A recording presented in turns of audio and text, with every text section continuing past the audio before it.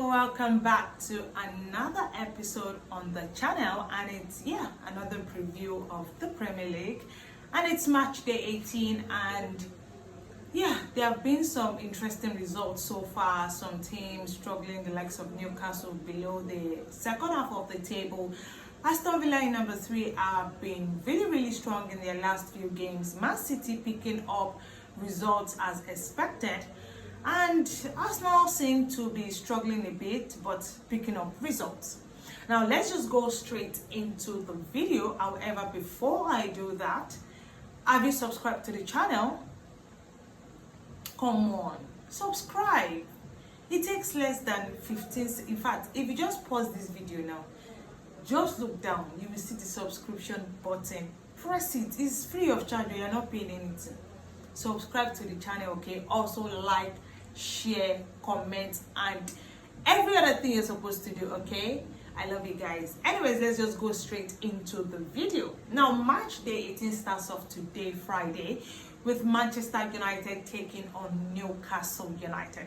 Now, if you look at these two sides, Manchester United on the other hand lost their game against Aston Villa in the last game. I did support Manchester United to win that game, but unfortunately they didn't. Aston Villa are on a very good run right now, and it just seems like no team at the moment can stop that winning run, right? Not even Manchester United. And unfortunately also for Manchester United, they lost Bruno Fernandes to injury. Amad Diallo, who has been one of their very good players this season, also traveled to AFCON to represent Ivory Coast. So at the moment, they're having to rely on the other players who I feel like they're not playing exceptionally well either.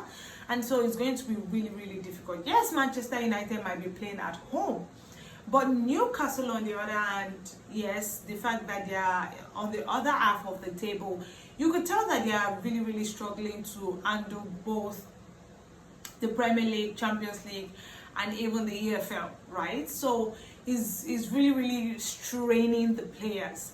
But then again, looking at how they even handled their last game against Chelsea last weekend, they struggled. They really struggled. They were 2 goals up in the first half and eventually played out a 2-2 draw, with Chelsea scoring 2 goals in the second half. So you can tell that they are not doing very well defensively right now. And if Man U can get it together, probably, I'm not sure if Shesko is coming back. I think he's still out injured. And they've Ruben Amorim have been relying on Zirkzee to get their goals.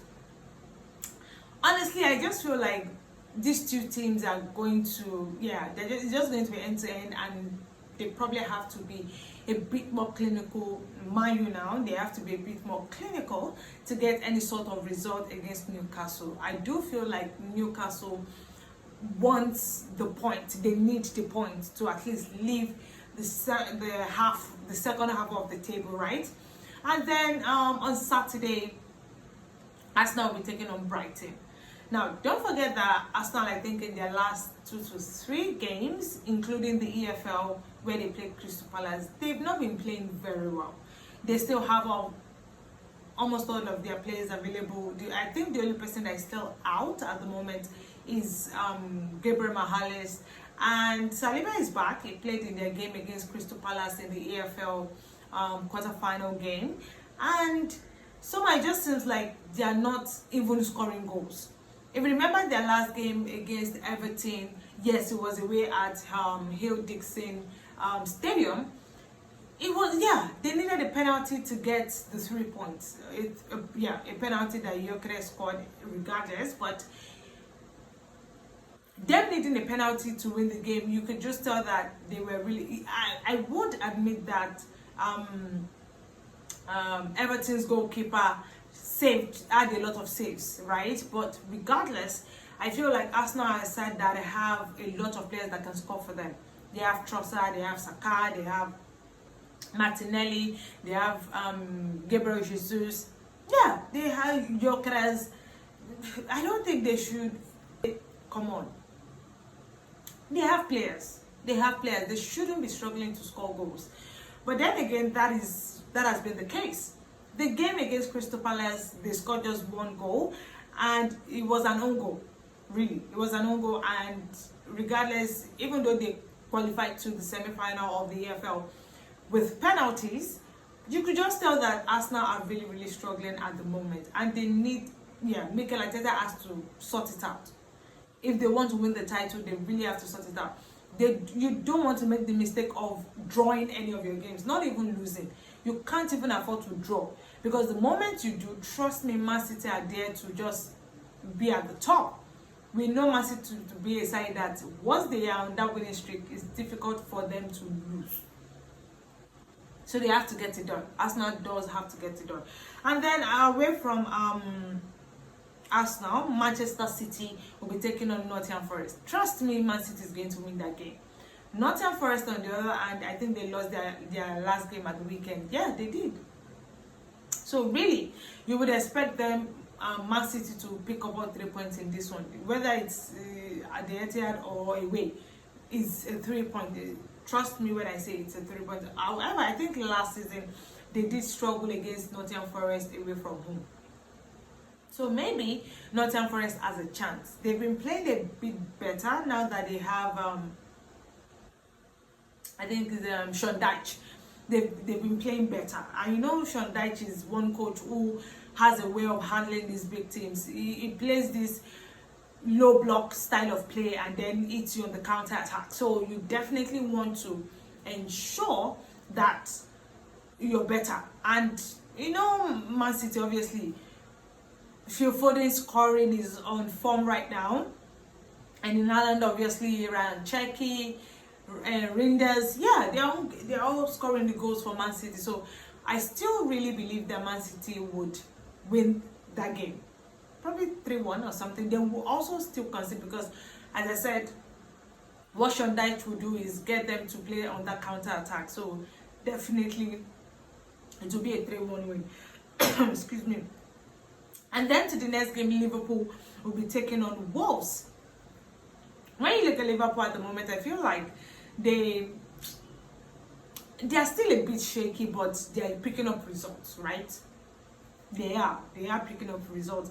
I think that Arne Slot has been able to get them to play very well again, even with the fact that they won their last game. I think it was 2-1. You can tell that they're ready for it, right? They're really, really ready for defending that title. You can tell that Liverpool are looking to really defend that title, and Arne Slot is really getting them to play very well again. The good thing is they are playing against Wolves. Wolves have not won in the last 10 games. They are really that bad at the moment. So Liverpool doesn't have an excuse whatsoever. It should be an automatic 3 points for Liverpool. And maybe the fact that they are just, I think, on goal difference behind Chelsea, who are number 4 on the table, that should be something that would encourage them to win the game and obviously move ahead of Chelsea on the table. So definitely they have to get the job done. And then Chelsea will take on Aston Villa. Aston Villa, the informed team at the moment. Chelsea is playing at Stamford Bridge, but they are also, I think, struggling to win games. And when you look at Chelsea, they are one team that if you are able to break them down probably in the first 10 to 15 minutes, it's easy for you to pick up 3 points against them. However, be careful that in the second half, you're also ready, because they always have this energy to play better, play more progressive style of play, especially in the second half. So Aston Villa, on the other end, as I said, they've not lost in about 10 games, so they have all the advantage in their favor. But then again, when you're going to Stamford Bridge, you have to be ready.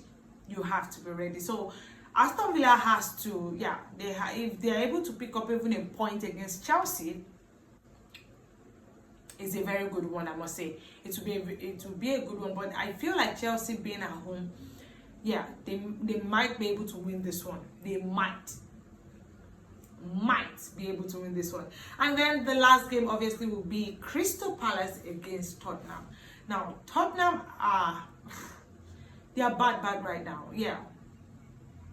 I think it's back-to-back defeat for them, but I'm trying to see the light at the end of the tunnel. To be honest, I'm really trying to find. Yeah, they are really struggling, and the fact that they even lost against the Liverpool side last weekend with 2 red cards. Even though they played well, I must say they played well in that game. But that first half was really shambolic. The second half, maybe because of the addition of Richarlison, that brought energy a bit into the game. But Thomas Frank can't afford to do that. I think he has to start off the game quickly to even have a chance of picking a point, because